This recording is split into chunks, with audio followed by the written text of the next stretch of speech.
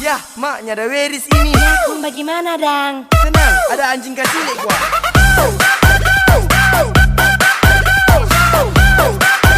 Assalamualaikum warahmatullahi wabarakatuh. Nama saya Dito Sembodo dengan NIM 43010200041. Ada 3 bahasan yang akan saya sampaikan dalam video ini. Yang pertama, perpecahan golongan umat Islam. Perpecahan besar Islam pertama kali pada masa pemerintahan Ali bin Abi Thalib. Pada masa itu terjadi peperangan antara kelompok Muawiyah bin Abu Sufyan dengan Ali. Persengketaan itu dalam sejarah Islam dikenal dengan sebutan Perang Siffin. Dalam perang tersebut, kelompok Ali sudah mampu mendesak kelompok Muawiyah di ujung tanduk kekalahannya. Akan tetapi, strategi kelompok Muawiyah cukuplah cerdik. Mereka menancapkan tombak ke dalam mushaf Al-Quran. Dengan kejadian itu, akhirnya kelompok Ali tidak jadi menghabisi pasukan Muawiyah. Singkat cerita, dari situ kemudian terjadi tahkim, semacam deklarasi damai. Dan dalam tahkim tersebut, kelompok Ali ditipu oleh kelompok Muawiyah.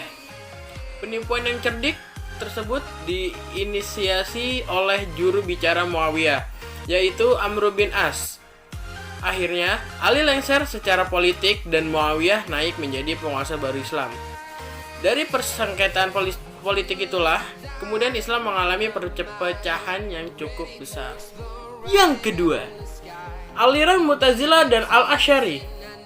Aliran Mu'tazilah merupakan salah satu aliran teologi yang dapat dikelompokkan sebagai kaum rasionalis dalam Islam. Aliran ini muncul pada abad pertama Hijriah.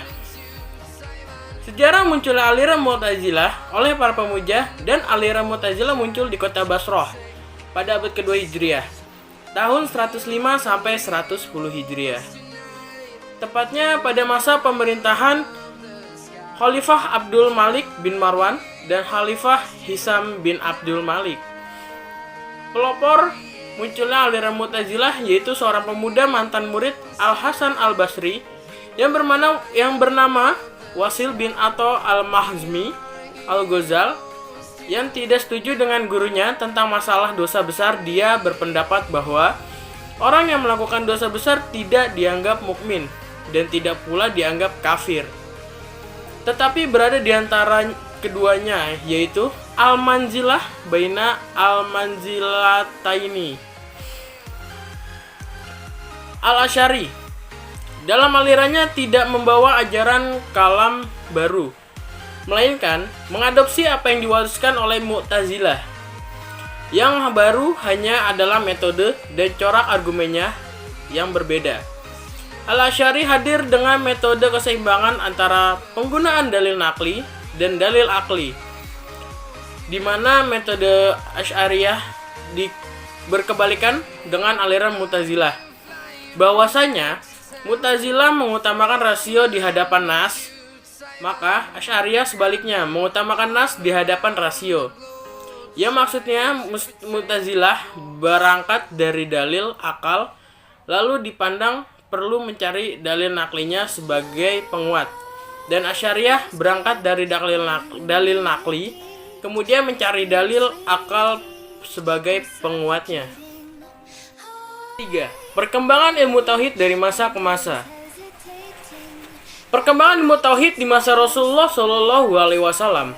Masa Rasulullah Shallallahu Alaihi Wasallam merupakan periode pembinaan akidah dan peraturan-peraturan dengan prinsip kesatuan umat dan kedaulatan Islam. Segala masalah yang kabur dikembalikan langsung kepada Rasulullah Shallallahu Alaihi Wasallam, sehingga beliau berhasil menghilangkan perpecahan antara umatnya. Kemudian dilanjut pada masa Khulafaur Rasyidin. Setelah Rasulullah Shallallahu Alaihi Wasallam wafat, dalam masa Khalifah pertama dan kedua, umat Islam tidak sempat membahas dasar-dasar akidah karena mereka sibuk menghadapi musuh dan berusaha mempertahankan kesatuan dan kesatuan umat. Di masa Khalifah ketiga, akibat terjadi kekacauan politik yang diakhiri dengan terbunuhnya Khalifah Utsman. Umat Islam menjadi terpecah menjadi beberapa golongan dan partai. Barulah masing-masing partai dan golongan-golongan itu dengan perkataan dan usaha, dan terbukalah pintu takwil bagi nas Al-Quran dan hadis. Karena itu pembahasan mengenai akidah mulai subur dan berkembang. Selangkah demi selangkah dan kian hari kian membesar dan meluas. Ilmu tauhid ini dimiliki oleh semua umat, hanya saja dalam kenyataannya lah yang berbeda-beda.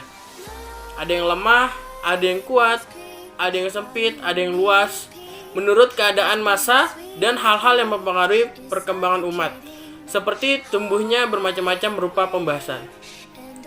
Baik, sekian dari 3 pembahasan yang saya sampaikan tadi. Bila ada kurang atau salah, mohon maaf sebesar-besarnya. Terima kasih. Wassalamualaikum warahmatullahi wabarakatuh.